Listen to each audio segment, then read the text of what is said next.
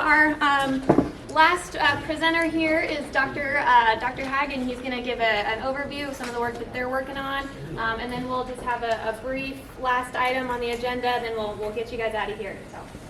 All right, thanks, Katie, and I appreciate the invitation. I'll keep this brief. I see people are bolting for the doors, so just a little bit of a brief update. And Jonathan Aguilar would have been here. He's our irrigation engineer based out of Garden. I'm an extension agronomist. I'm based out of Colby. I cover 29 counties in northwest and north central Kansas. So Greeley, Wichita, Lane, Scott would be my southern, or it's kind of my southern border. But then here about a year and a half ago, maybe you probably knew Alan Schlegel over at Tribune. He retired after 36 years at the Tribune station, and I am now the interim head over there until hopefully we have the opportunity to fill that position someday. So anyways, Jonathan had passed along a few things he wanted me to hit on, and I'll follow up with a few things out of our work at Tribune that I think are relevant. And yeah, we'll go from there. So, and some of this, and after Bill talks about how lousy our production functions are, I'm going to tell you, well, but they're important. And so, because Bill is always asking, hey, we need production functions. Can you, agronomy and engineering folks, give me this stuff? It's not y'all that are wrong, or production functions, it's economics that we take y'all down and assume that, you know. The economist is wrong. I'll agree with that. Thank you, Bill. All right. Of course, Jonathan's done a lot of work with the mobile drip irrigation, irrigation scheduling, planning tools, and then some opportunities and events. For those of you not familiar, we've got 4 locations in the western Kansas centers, so Hayes, Colby, Tribune, and Garden. Our irrigation work, we've got facilities at Colby, Tribune, and Garden on the irrigation side of things. And so again, we're, and Katie mentioned in the legislative update, there's some things in there in the funding of the water office that may have some implications for us out west, so we're fingers crossed. So there's the Garden City side. We did do something interesting back in December. We had an outreach meeting, a stakeholder meeting up in Colby, invited some folks from clear across western Kansas, and I think we'll see some topics that were brought up in that meeting that are going to come out of that in terms of, again, what do we need to be doing to be of best service to you all, and how do we help producers and the GMDs and everybody move forward this, the ability to conserve the resource. So we've got active work. I mentioned Jonathan's got the mobile drip irrigation work down at Garden. At all the locations, we're working with corn, obviously grain, sorghum. We've revamped. We've got a lot of cotton work going on down at the Garden City station right now. And cotton is, in my opinion, and I did about 5 years of work with cotton water, and it's a big piece of the puzzle. Maybe not here in GMD1, but in Southwest Kansas, cotton is a big piece of the puzzle in terms of how do we maintain economic returns on less water. We've got an interesting alfalfa project going on up at Colby right now. It's just winding up. But a lot of this and a lot of Jonathan's focus is on these various tools, and we'll spend a little bit of time talking about that. And then I've got slides at the end. I'll circle back around to our work at Tribune. So, this work of crop water response functions, these production functions, as Bill mentioned, is very much ongoing. And because we know things change, hybrids change, management changes, this relationship to water looks a heck of a lot different if we're talking corn into clean till situation, corn on corn, versus maybe we're putting corn back into heavy wheat stubble or a terminated cover crop or something that helps us do a better job of maintaining a more efficient use of the precipitation that we get. I don't have this slide in here, but I did a lot of talks this winter. I got invited into Colorado and down to Oklahoma to talk limited irrigation. And you guys know this better than a lot of people because back to this well capacity thing, we've been pretty constrained here for quite some time. I mean, this never was the greatest part of the aquifer, right? And so we felt that constraint here. But if you really think about this whole water thing, we talk about, well, is it irrigated or dry land? Well, really what we're talking about is a continuum. We've got full irrigation all the way to dry land, and we're at different points along that continuum. And so the comment I've made to several of these other folks in areas where they've got more water is, at some point, our dry land, our irrigators learn to farm more like some of our good drylanders. in terms of how do we conserve every bit of moisture that's available. So anyways, but this work goes on. Of course, the biggest challenge with this is, as you might imagine, the year-to-year variability in terms of that response we get out of applied water. And so, but with changes in management, changes in genetics, this is certainly ongoing work. Okay, in terms of the tools that we've got out there, and this is really Jonathan's wheelhouse and Dennis at the table over here. They've got handouts on a lot of this.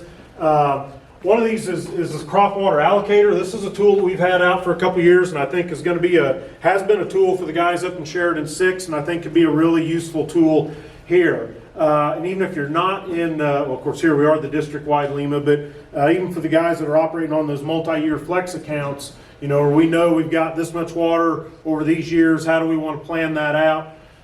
What we can do with this crop water allocator is you can actually stick in your own cost structure, your own crop budgets, and we can say, okay, how many ways am I how much water do I have? How many ways I'm willing to split it? And it's an iterative tool that, based on the cost you put in, the constraints you put in, it will iterate through and basically solve for what combination of crops, acres, water use maximizes net return. Okay. So it's a pretty slick deal, and we're going to do a hands-on training on this March 14th over in Leota. We just got the details on that meeting pulled together this morning, but we've got a flyer on that meeting over there. But we're going to ask you guys bring a laptop, bring a tablet. It's a web-based tool. We can actually do some hands-on. Here's how you'd use it. Plug your own numbers in and play with it. So that's kind of that preseason type tool. We also got some work here in terms of a tool looking at preseason irrigation using historical weather data, and I'll revisit that here in a minute. And then our in-season tools, and many of you have heard us talk about CanSked before. Latest iteration of that is it's an online, a web-based tool, CanSked 3. Create an account. You can get at that, and then in beta testing is a mobile and actual app. The online deal, the web-based deal, it will run on your phone. It just doesn't always display the nicest. But the next generation is a true integrated mobile app that's on the way. I guess already talked about that. Yeah, so like I say, we'll cover this. If this is of interest to you, come over and see us March 14th in Leota. You can get it online. If you go to this mobileirrigationlab.ksu.edu, you can download any of these tools on your machine. We've got some help on there that can walk you through. But here's an example. You can go through and say, okay, how many years do I want? What's my soil type? How many, if I got a pivot, how many ways am I willing to split it? 50-50 or 2/3 and a third or 3/4 and a quarter, whatever. How many inches do I got to work with? We pull in. If you don't put your own economic cost in, we have some assumptions. I think you're always much better to put your own cost in. Our assumptions are always wrong. And so, but then you can see here, it'll work through the different ways you can split it. How many acres to what crop? What's the net returns pan out to be? Talking about technology and the moisture probes have been discussed a lot, and certainly a great tool, and particularly a good tool in these areas where we've got limited well capacity to begin with, because in terms of our irrigation decisions, what decisions do we actually have to make from a management standpoint? What's our two biggest ones probably? When do I turn it on? When do I turn it off? Right? At the season boundaries. If we're on really limited wells, it takes a pretty good wet spell to get us where we're actually having to make that irrigation scheduling decision, to turn on and off very much in the season.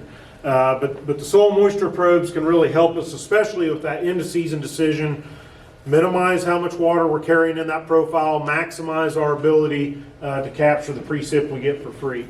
But the point I want to make here is, so we've got our weather-based, this would be our traditional ET scheduling, tools like CanSked, the soil moisture probes, and we also got a number of plant-based type things out there on the market. And, the take-home message is that none of these by themselves are a silver bullet. Each one of these has strengths and limitations. So weather-based, soil-based or temperature sensors. Plant-based, like infrared, thermometry, dendrometers. It's a fancy way of saying, how many of you seen the Phytech deal, where they're measuring the thickness of the variation of the thickness in the corn stalk through the day, right? Okay, plant-based type tool. There's some other things coming in this way. We may be testing one of these at Tribune this year. That it's a computer-based, satellite-based type system. But again, each one of these has strong and weak points, and it takes that mixed approach. You know, there's a lot of power in pairing CanSCAD along with the soil moisture sensors, and so just wanted to drive home that point of no one silver bullet. Some of these other handouts over there, Jonathan's done a lot of work on the soil moisture monitoring, differences in the sensors that are out in the market, the importance of installation just can't be underemphasized. And again, those handouts are on the table over there. Along with that, on the YouTube pages, we've got some videos Jonathan does looking at soil moisture sensor demonstrations. There's the website we talked about, www.milllab. Has that changed, Dennis? Is this a new web address? It is now MIL. That's correct. That's the new one. Okay. www.milllab.ksu.edu. We talked about the new the online version for CanSCAD. You can get to that there, set up an account. And then, of course, the Mesonet, if you're not familiar with that, can pull the ET values off of there. Okay. I want to just real briefly hit some data we collected years ago that I think maybe has new importance with where we're at. Alan was trying to be very much looking to the future in some of these trials, and I would argue maybe successfully so. First one of these, and I'm getting a lot of questions, we've done a lot of discussion on that this winter, is this whole topic of preseason irrigation. And it's often controversial. There's a lot of folks in the irrigation engineering community that, I've been told, well, we don't even really need to talk about it because it's not an efficient use of water. And I said, well, my response to that was, well, whether we believe it's efficient or not, guys are doing it, and I think it behooves us to help them make the best decision possible. And so some work, this is some stuff Alan did back in the mid-late 2000s getting at this question. And so actually looked at an inch every 5, 7, 10 days we were constrained to, with and without 3 inches of preseason applied in the spring. And then we had 3 different corn seeding rates in the mix as well. So we had a pretty nice range of years in here. We had 06 fairly dry, 09 really to the wet side. We were targeting 3 inches of preseason applied late March, early April, and then this is what we applied in season at these different capacities. Okay, so now here's the deal. How efficient were we? And this was, again, water put on late March, early April. When we measured the profile water, and this is to an 8-foot depth, the total water down to 8 feet, of that 3 inches we put on, we could account for about 3/4 of it.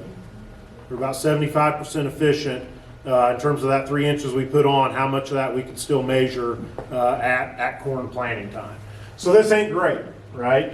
Okay, and we know that in a fall situation, it's going to could be worse than that.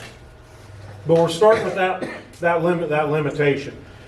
What type of yield responses did we see? Okay, I'm going to step through this. This is by well capacity. So this is an inch every 10 days. With and without preseason at 22.5, 27.5, and 32.5 seeding rates. No response to seeding rate. We were averaging, without the preseason water, an inch every 10 days, averaging around that 150, 160 mark. Stick 3 inches of preseason in there, we picked up, somewhere in the neighborhood of 20 bushel. A really, fairly marginal response to increased seeding rate. Go up now to an inch every 7 days. Still no response to seeding rate at the at the inch without preseason, the inch every 7 days, no response to seeding rate.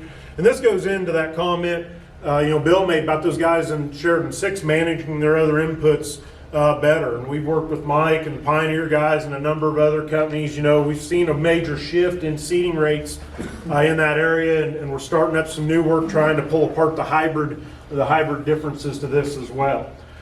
Put in that 3 inches of preseason, an inch every 7 days. We do get a bit of a nice response to seeding rate there. 27.5 was enough to optimize yields.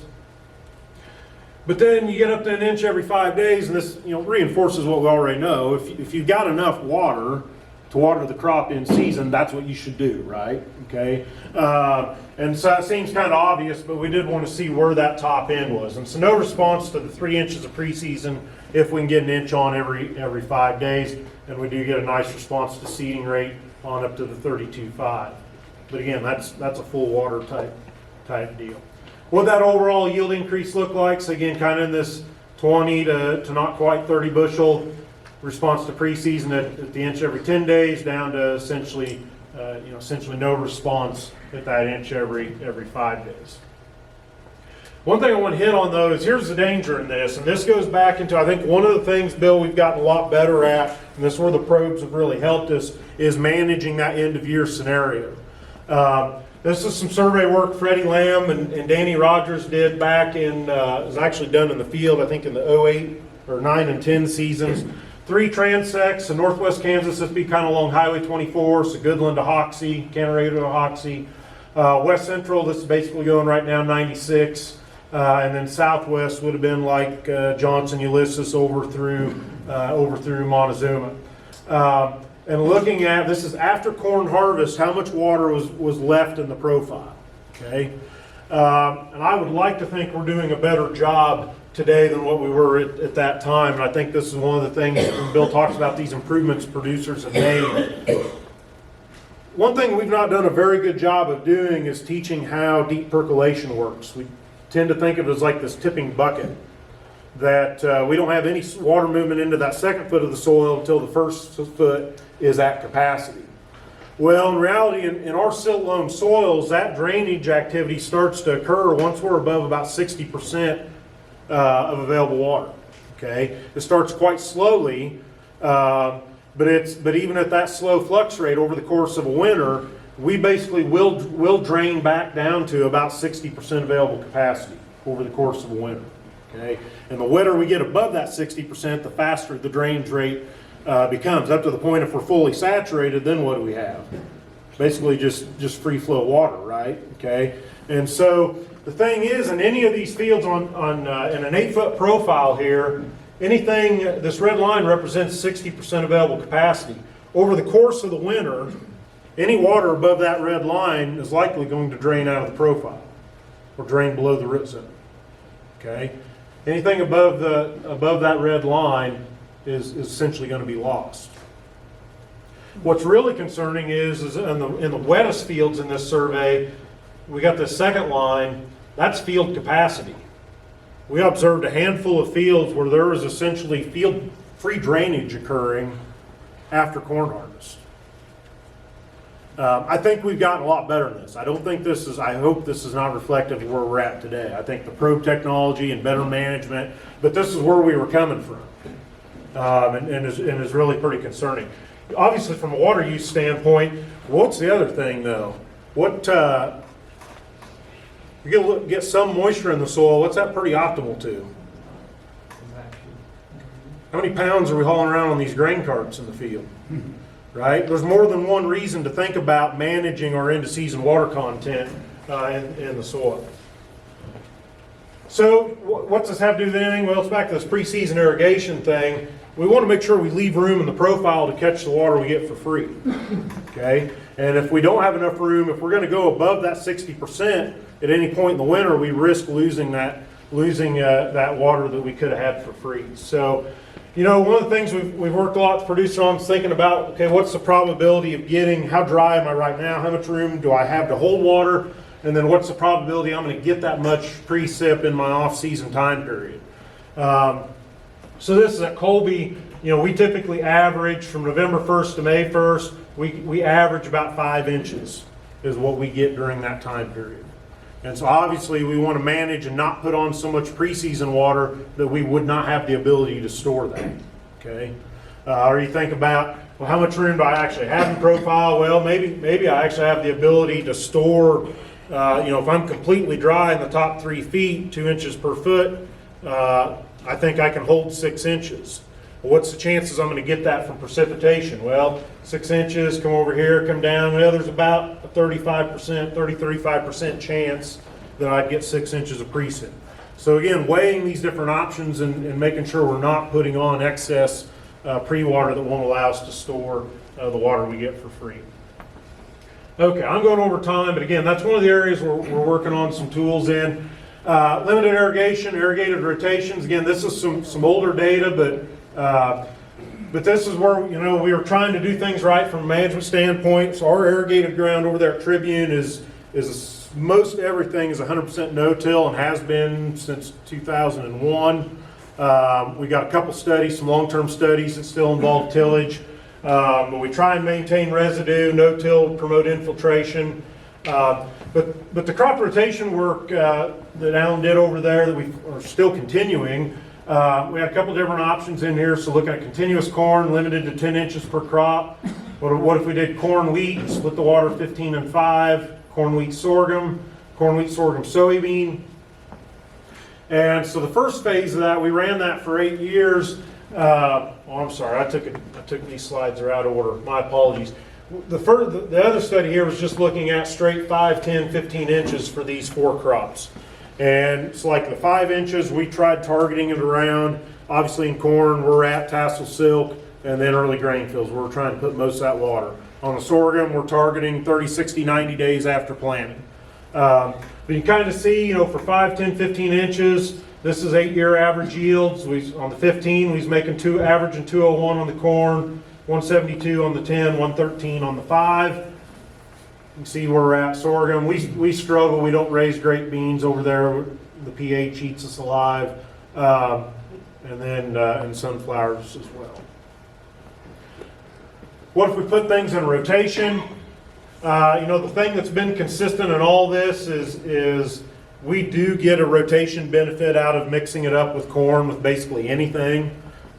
We pick up and we're running fully traded. We're managing, you know, rootworm and we don't see a lot of disease pressure, but there's still just that rotation benefit that we pick up. So here's corn and corn wheat rotation 206. Basically, as long as we mixed it up with anything in the first leg of this deal, we was breaking 200 bushel corn on 10 inches of water. Continuous corn also on 10 inches of water, making about 168. Doesn't it say your corn after wheat got 15? Yeah, I'm sorry. Thanks for pointing that out. This corn would have had 15. Any of this other corn would have had 10 inches. That's correct. Corn Yeah. after wheat? Yeah, So all 3 of them lower ones would have been 15. that's correct. Corn after wheat. Anytime because what we did, we'd short that wheat 5 inches and then move it over to the corn. Yep, thank you. So, but what's interesting and what we'll spend some more, if you're interested, we're going to have this meeting over in Leota. What is interesting is the other things we pick up in this rotation effect about making more effective use of our precip. We know that, right? We plant corn into wheat stubble on our dry land and we know the value in being able to make more use of our rainfall. Here's a more recent look. We just ran these the other day. We've changed rotations up a little bit starting in 17.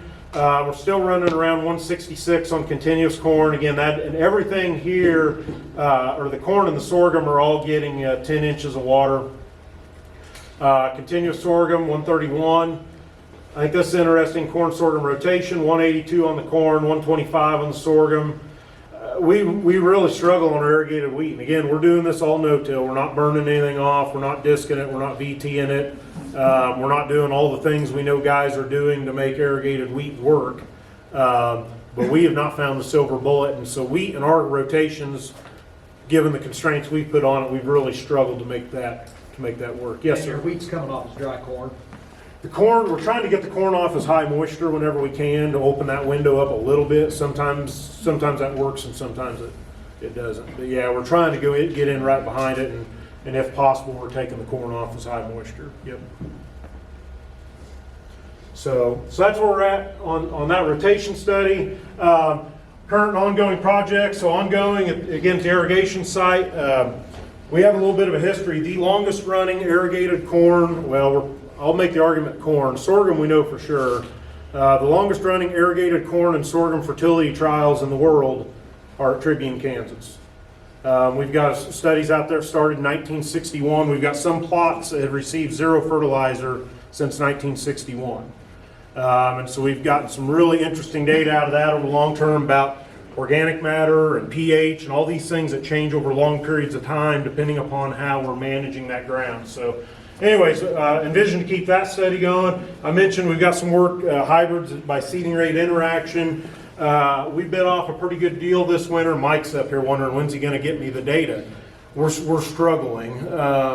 We had 2 sites this year, one at Tribune, one at Colby, where we had 28 hybrids at 5 seeding rates. We're looking to continue that work. New this last year was, and again, back to some of what Bill mentioned, I started a new irrigated corn nitrogen management trial.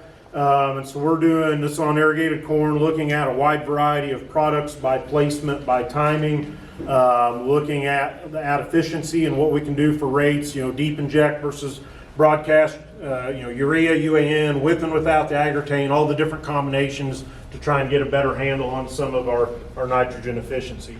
I think our dryland work at Tribune's important, and I bring this up. There's a lot of focus on irrigation and water management, and that's important. But I'm also going to make the argument that dryland needs to be part of the discussion as well, because the fact of the matter is we have been and we will continue to dry up acres. And anything we can do to improve the economics of dryland farming is going to reduce the pain of that transition. And so I do think our dryland work there is important. These are some things, if anyone has input on, we are looking to revamp the irrigated rotation study.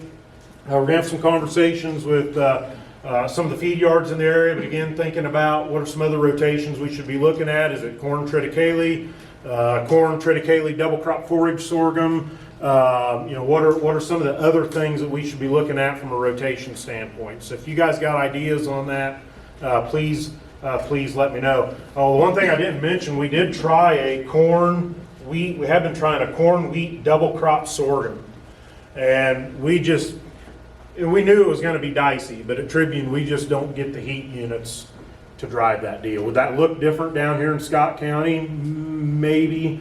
I don't know, but we just, our irrigated wheat's always a little bit late coming off anyways, and so even with the shortest sorghums we can get to go back in, we're really struggling to make that work.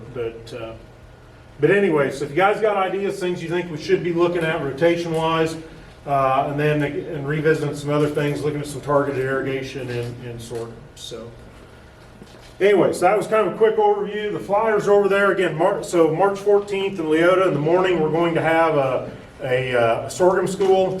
That's going to be probably more dryland focused. I'll go through some of our long-term tillage and rotation trials at Tribune. Economics we've been doing. Sarah Lancaster is going to talk sorghum weed control. Augustina Board is going to come from Hayes and talk about work he's done looking at iron chlorosis and managing that. So that'll be the morning. The afternoon be limited irrigation workshops. So I'm going to start going in depth in a lot of our limited irrigation work at Tribune and pre-water.